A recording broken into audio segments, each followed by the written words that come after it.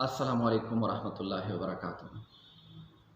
عزیز طالب علموں، امید کرتا ہوں کہ آپ ٹھیک ٹھاک ہوں گے۔ سب سے پہلے میں تمام طالب علموں کو 9 کلاس میں خوش آمدید کہتا ہوں۔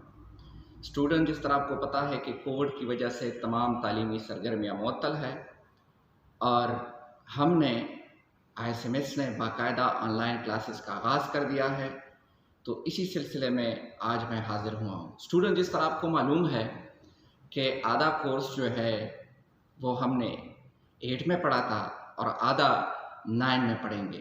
تو سب سے پہلے آپ تمام لوگ مجھے جانتے ہیں اسٹوڈنٹس، لیکن پھر بھی میں اپنا انٹروڈکشن ضروری سمجھتا ہوں۔ میرا نام امتیاز خان ہے اور میں آپ کی اردو کا ٹیچر ہوں۔ آج جو ہم سبق پڑھنے جا رہے ہیں اس کا نام ہے حج اکبر، اور یہ کس نے لکھی ہے؟ یہ سبق منشی پریم چند نے لکھی ہے۔ اور منشی پریم چند کب پیدا ہوئے، کب فوت ہوئے، کہاں سے تعلیم حاصل کی، یہ سارے کویسچن میں آپ سے کلاس میں آپ سے کرواتا تھا، لیکن چونکہ اب آن لائن کلاسز ہے تو یہ سارا میں آپ کو بتاؤں گا اور آپ اس کو غور سے سنیں۔ منشی پریم چند 1885 میں پیدا ہوئے۔ اس کا اپنا نام دنت رائے تھا اور شروع میں وہ اپنا نام نواب رائے کلبی وہ لکھا کرتے تھے، لیکن بعد میں اس نے یہ نام ترک کیا اور منشی پریم چند اختیار کی۔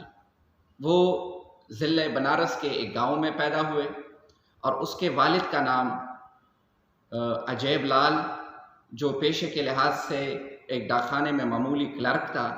پھر اس کے بعد منشی پریم چند کو دونوں زبانوں پہ عبور حاصل تھی، کیوں چونکہ اس کے والد ان پڑھ تھے، اس کو عبور حاصل نہیں تھی۔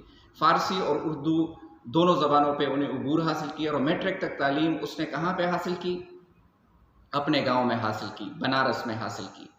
پھر جب وہ تعلیم سے فارغ ہوئے یعنی میٹرک پاس کی، تو میٹرک پاس کرنے کے بعد اس نے عملی زندگی میں قدم رکھا اور ایک معمولی پیشہ اختیار کیا، اور وہ معمولی پیشے کے ساتھ ساتھ اس کی دل میں علم سے اتنی محبت تھی کہ اس نے اس کے ساتھ BA کا جو ایگزام تھا وہ پرائیویٹ دی، اور اسی بنا پہ اس نے ترقی کی اور انسپیکٹر مدارس مقرر ہوئے۔ یقیناً آپ کو یہاں تک سمجھ آیا ہوگا۔ اب اردو کے افسانہ نگاری میں اور ناول نگاری میں اس میں بڑا شہرت حاصل کیا، اور وہ اردو کے پہلے افسانہ نگار ہے، اور اسی اعتبار سے یعنی افسانے کے میدان میں فنی اعتبار سے اس کو باقی شعراء سے، باقی لوگوں سے ایک الگ مقام یعنی اونچا مقام حاصل ہے۔ اس کے اندر یعنی اس کے افسانوں میں نمایاں خصوصیات کیا ہے؟ اس کے افسانوں میں نمایاں خصوصیات قومی جذبہ ہے، اور قومی جذبے کے ساتھ ساتھ اس نے کیا کیا؟ اس نے یعنی کچھ لوگ دوسرے قوموں سے بڑے انسپائر ہوتے ہیں، بڑے متاثر ہوتے ہیں، لیکن وہ اپنے ملک کی تمام چیزوں کو دوسروں قوموں سے بہتر سمجھتے ہیں۔ وہ کہتے ہیں کہ جو ہمارے ملک میں ہے، جو ہمارے قوم میں ہے، وہ سب سے بہتر ہے۔ اور اگر ہم یہ کہیں کہ وہ ایک وطن پرست افسانہ نگار ہے تو بجا یعنی ٹھیک ہوگا، غلط نہیں ہوگا۔ انہوں نے اس کے دل میں وطن کی جو عظمت ہے وہ کوٹ کوٹ کے بری تھی، اور انہوں نے اپنے ملک اور اپنے معاشرے کی جتنی بھی لوگ ہیں اس کو موضوع بنایا اور اس پہ افسانے لکھے۔ ان کے افسانوں میں محبت، خلوص، حقیقت اور یہ زندگی کا جو اس کو کہتے ہیں ترجمانی کرنا، یہ سب اس کی شاعری میں ملتا ہے۔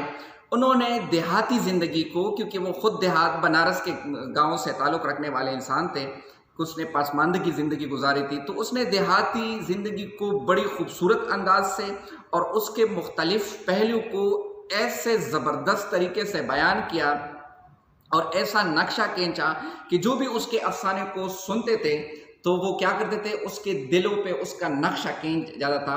خیر، مختصر میں یہ بتا دوں کہ اس کے انداز بیان بڑا شگفتہ تھا، اور اس کے تصانیف جو مشہور ہے کچھ میں آپ کو بتانا چاہتا ہوں، ضروری بھی سمجھتا ہوں۔ اس کا نام ہے واردات، پریم 35، پریم 40، جلوہ حسن، میدان عمل اور بیوہ، بازار حسن۔ یہ اس کے سب سے مشہور کتاب ہے جس سے اس کو شہرت ملی۔ انشاءاللہ نیکسٹ ویڈیو میں دوبارہ بات کریں گے کس پہ، اس کے سبق پہ، حج اکبر پہ۔ تب تک کے لیے اپنا خیال رکھیں۔ فی امان اللہ۔